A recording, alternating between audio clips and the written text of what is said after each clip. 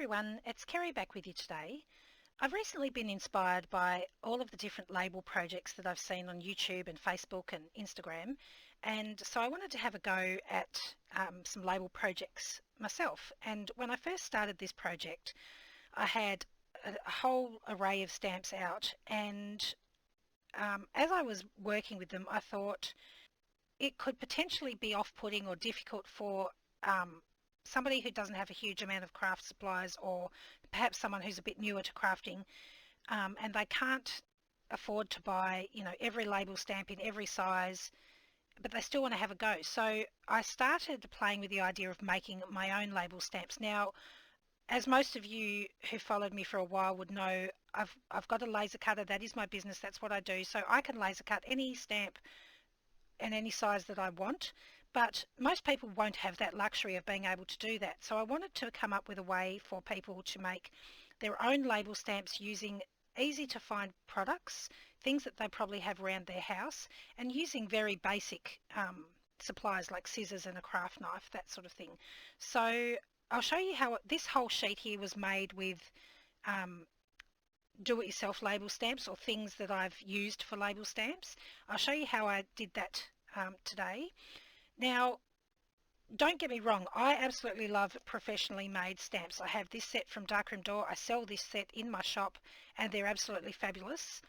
But sometimes there are rules associated with stamp sets. In fact, in most cases, stamp companies will have what's called an angel policy, which means you can use their stamps manually, stamping on your projects.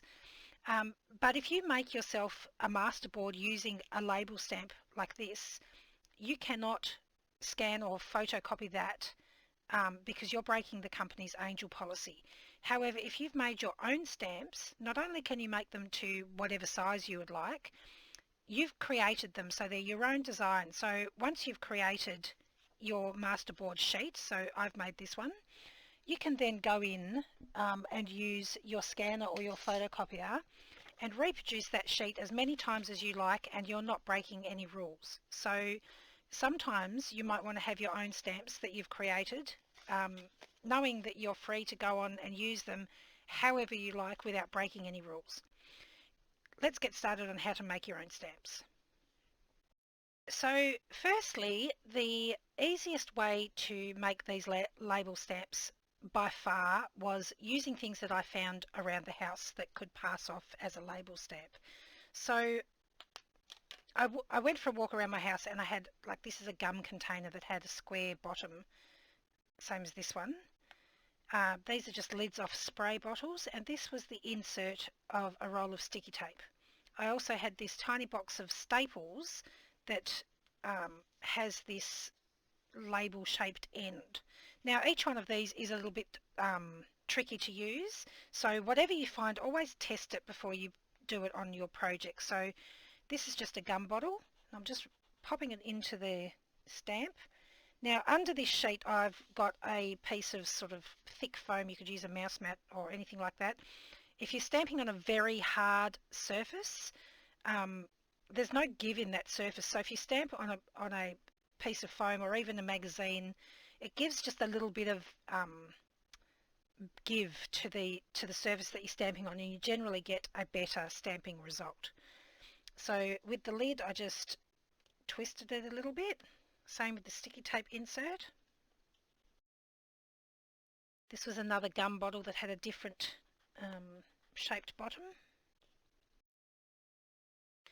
And then with the staple box, I push the staples inside first, so I'm only exposing this edge of the staple box, and then I gently tap it into the ink. Now it's only cardboard, so over time it's going to wear out and not be usable. Once I've inked it up and I go to push it down onto my paper, I push the staple drawer back into it, so it gives me something a bit sort of more firm to push down, because if I just tried to push on this empty rim of the staple box, it would probably bend. And then I get another little label stamp. So on the sheet that I created, this is a lid, this is the gum bottle, the other gum bottle, this was the staple insert, and these were the tape the inside of the tape, sticky tape roll. So that's how I've used them on this sheet. Go for a look around your house, see what you can find. There's probably lots of things that you could use. Maybe if you're a baker, you might have cookie cutters and things like that that are the right shape. So just have a look at what you've got around the house and test it on a piece of paper and see if you get an impression that would pass for a label. So the next lot of labels I'm going to show you how to make is using things that you might already have in your craft room.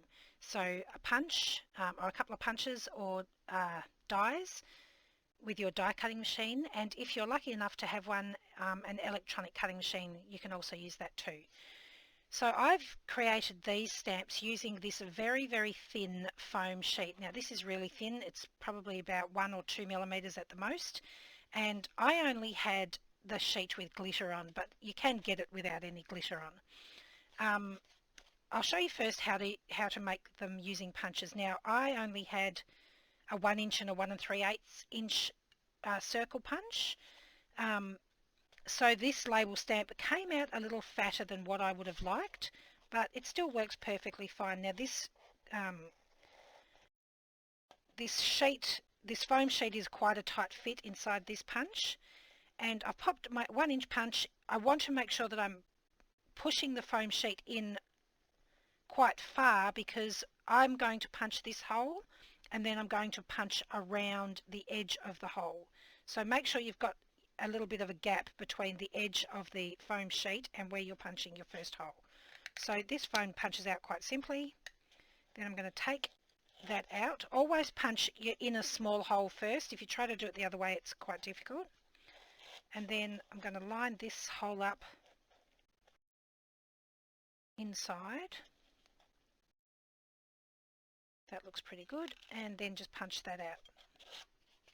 So that's given me a foam ring, and then I've just taken the foam ring. On the glitter side I've popped some art glitter glue and I've just adhered it onto a piece of cardboard. Now if you've got a spare acrylic block or something else that's firm, feel free to use that, but I just wanted to show that you can use this with very, very basic materials. So bringing our test stamp pad back,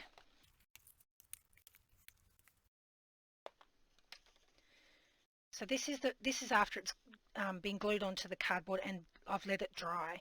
Then I just gently tap it into my ink pad and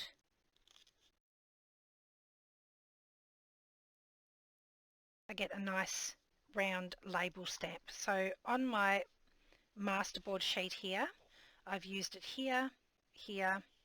So similar to using punches, you could use your dies if you have a die cutting machine. Now this is an old Tim Holtz die, tag and book plates. I've had this for ages and ages. I don't even think it's still available anymore, but if you've got nesting rectangles, ovals, squares, whatever, you could use those. But basically have a look at your dies and see how you might be able to incorporate them into a label shape. So for example, this one here, I've just again die cut it out of the foam. It cuts out very, very simply. And then I have just adhered that down, let it dry before you stamp with it. So that gave this lovely impression here. So it's sort of a label with a smaller frame on the inside. So that was quite nice. The other label, the other book plate from this die has given me this shape, and then I have created these two labels from this one die cut. So I've popped out the middle part of this foam, and then the die has engraved the foam, but it hasn't cut it all the way through. So I'll need a craft knife. So I've got a craft knife here, or just a El Cheapo blade, and a metal ruler, and I'm just going to line up the metal ruler with those engraved lines on the stamp and cut that out.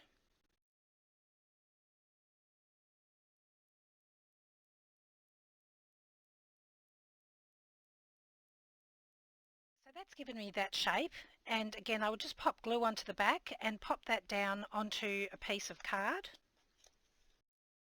and then that gives me this label. But then I can also trim those edges off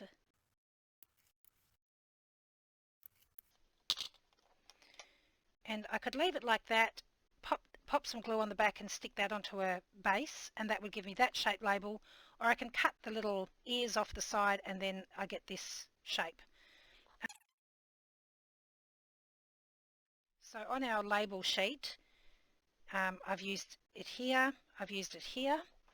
Then I also had this waste from cutting out the book plate on the die. So I trimmed the outside down to a square and popped that onto a piece of card as well. And that gave me this shape here, which you could also still use as a label, but I haven't used that on my masterboard here. So have a look around your at the dies that you already have and see how you might be able to incorporate them into label shapes. Now you could also, if you have an electronic cutting machine, I've only got a scan and cut, so I can't speak for the other machines, but I was able to cut that foam on my scan and cut and make this shaped label with the little angled corners. I did make a couple of different sizes of this one, and they both cut fine, but what I would recommend is if you're cutting this foam on your scan and cut, only cut one label at a time. I had cut two at a time, and when this frame popped out, the mat was not sticky enough for it to stay stuck down. So as the mat was moving backwards and forwards, the second frame had lifted up and kept, it didn't jam the machine or anything, but it wasn't sitting flat on the mat anymore when it was moving back and forth. So you can see where I've used this label here, here, and again I've got a great impression from that foam. So if you don't have a cutting machine or a die cutter or any punches, you can still create label stamps using just a metal ruler and knife, and then the same pieces of this foam. This one here was actually cut on a much thicker, much denser foam. This was a piece of foam that was came as a piece of packaging in something, I have no idea what, and I just ruled some lines about 2 to 3 millimeters in from the edge, and because this was so firm I was able to cut it by using a few passes of my knife and get a reasonable sort of impression, a reasonable sort of straight line. And the impression from this one on here was this largest stamp. So again, this foam has transferred the ink really well. Alright, so I've got my piece of foam, and these two stamps were made using strips that I had cut from the foam. So I basically lined my ruler up along a very straight edge. This was the factory straight edge of the foam. And then I've just cut myself a strip of that foam. Once you've got your foam strip, this is quite flexible and a little bit difficult to manage like this, but I've folded my strip like this, so I've got it doubled, and then I've basically tried my hardest to cut what I think is a 45-degree angle, which it's not because I haven't measured it, holding the foam, making sure it doesn't move, because I want these to be the same length. So I've just moved that slightly. Okay. And then again, hoping that's something like 45-degree angle. So that's going to give me the top and bottom of my label, essentially. And then I need two shorter sides. So again, I'm going to fold it and roughly 45 degrees. Turn it around. This one's already got a 45-degree angle on it from the ones that we just cut. Make sure those ends are lined up so that they're the same length. Alright, then basically I've just taken my art glitter glue, applied glue to the back side of my foam. Now, much as I hate this glitter foam because it leaves glitter everywhere, having the slightly textured surface does make it easier for the glue to stick. Right, then I put my piece upside down. Now I want to make sure it's straight. That might not actually be straight. So I'm just going to use my ruler to give that something to push up against till that glue tacks down. And then I know that this edge is straight. So then I'm going to use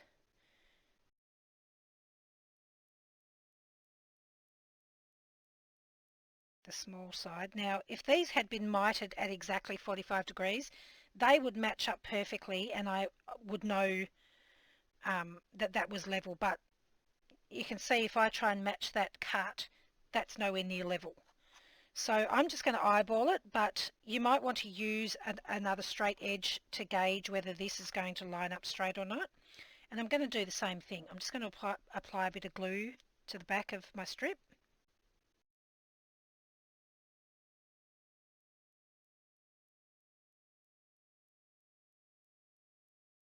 Pop that down.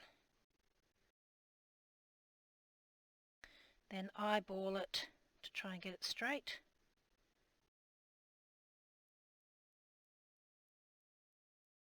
Now you could line your ruler up with the lines on your mat, but my mat's upside down. So pushing that against the edge of the ruler to give it a straight edge. So that's the second part of my stamp glued down. So you do the same until you've got them all glued down. That gives you a stamp like this. Now you can see my edges are far from perfect and my corners don't meet up, or not even close to meeting up.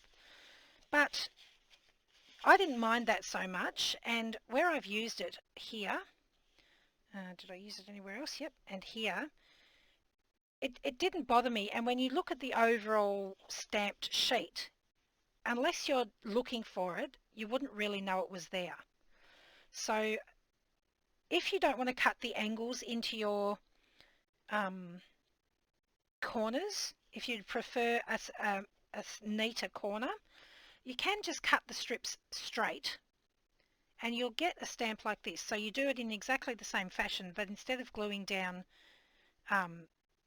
instead of cutting the corners on an angle, you just cut them off straight and then glue them down so the edges of each side meet up, and then you'll get an impression that looks more like this. So you still have little tiny gaps, but in the big scheme of things, you just don't notice it. So that's how you do those two.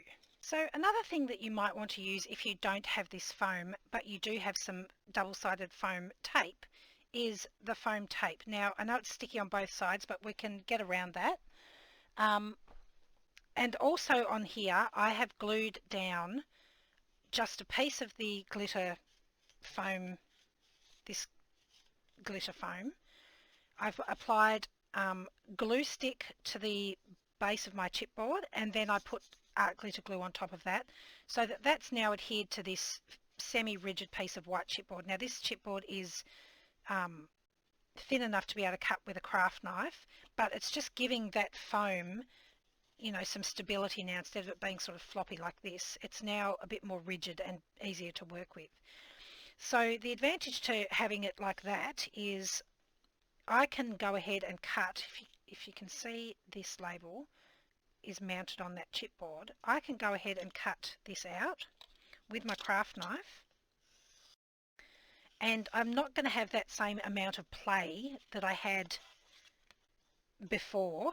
And just to make it easy, I'm going to cut this to be the same thickness as my ruler, so I don't have to do any measuring.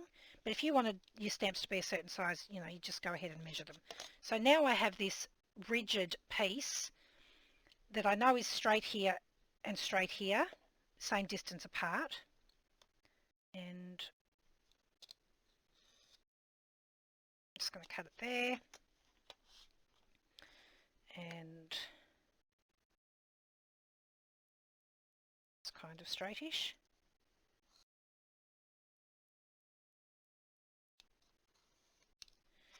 And cut it there. Didn't cut very well.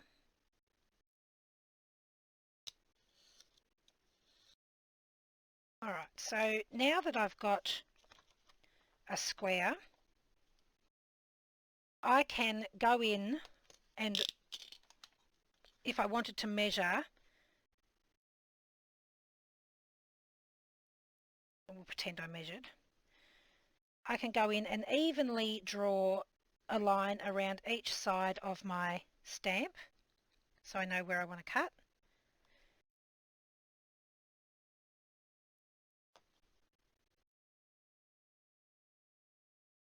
So now what I want to do is cut out this middle square, and because this is now a bit more rigid than just having floppy foam, that's going to be a lot easier to cut out with a craft knife. So when I cut with a craft knife, I'm placing the point of my knife where this edge, these two edges meet. So the edge of my craft knife is going to start in this corner here, and I'm going to pull it down towards the bottom, but it's not going to go all the way to the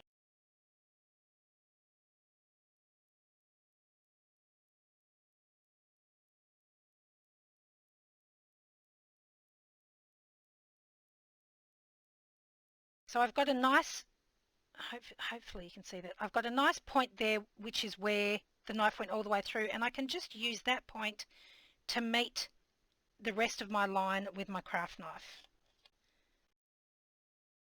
And that just gives us a nice sharp corner on our stamp. If you try to cut all the way to the edge from the other side, you'll end up cutting into the edge of the foam, and then you won't have that nice crisp edge.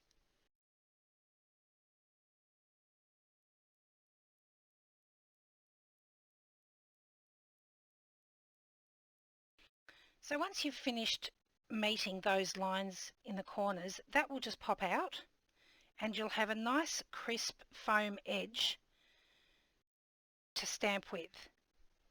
And then I just pop some glue on the back here and glue that down onto a piece of board.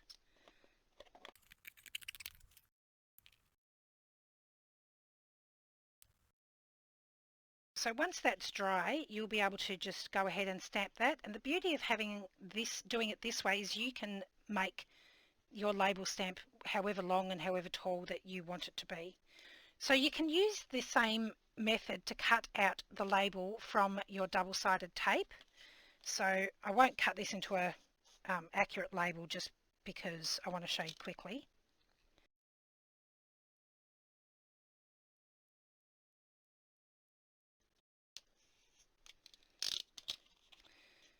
So for argument's sake, that's our label. Now once you peel this off, this is still obviously sticky because it's double-sided tape. So you can actually just take a little bit of baby powder and just dab that onto the sticky.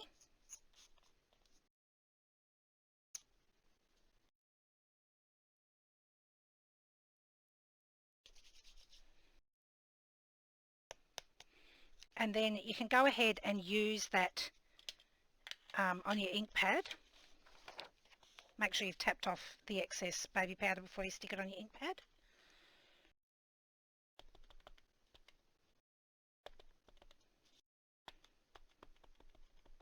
And it hasn't transferred anything onto my ink pad there. And then you can go ahead and just stamp that. And if it becomes sticky again, it shouldn't, but if it does, you can just add a little bit more baby powder. Now you can also use just scissors to create a label. This one's not going to be as accurate as if we were ruling it out and using a craft knife, and it works better with smaller labels than larger ones.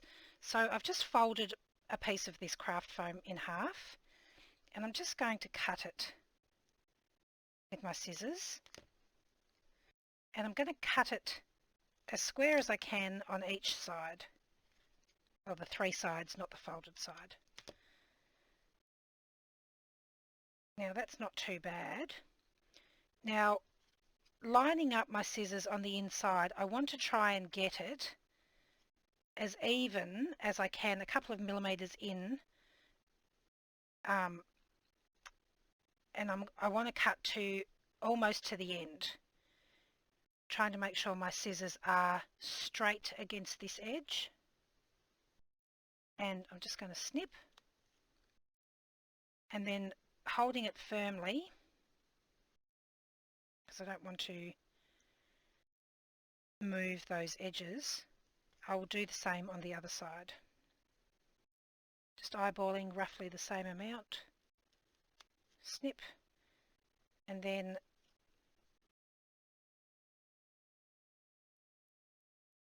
just using the edges of the scissors to snip that piece out from in the middle there.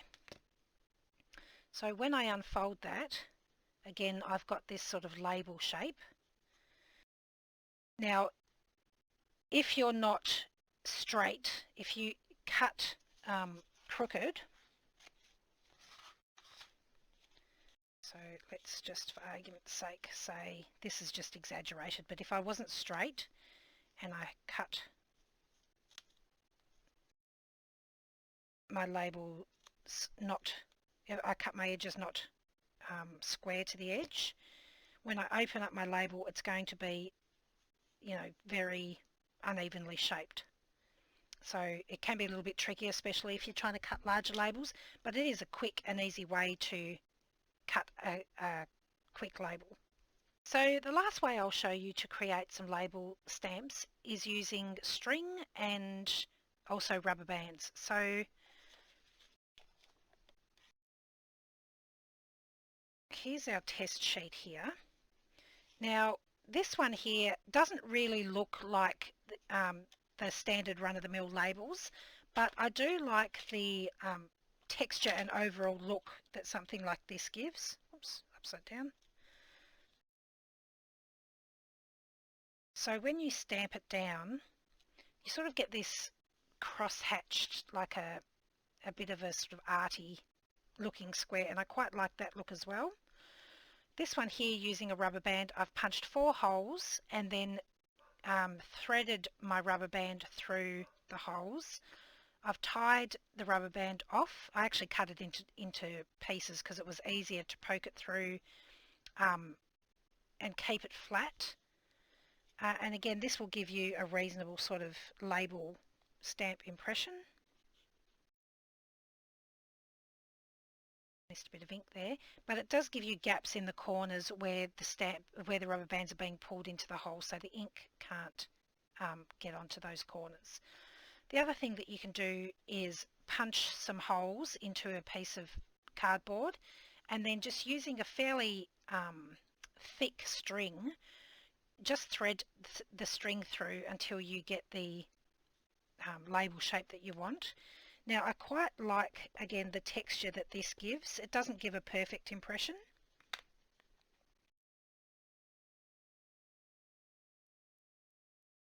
but it does give a nice sort of grungy looking little frame there.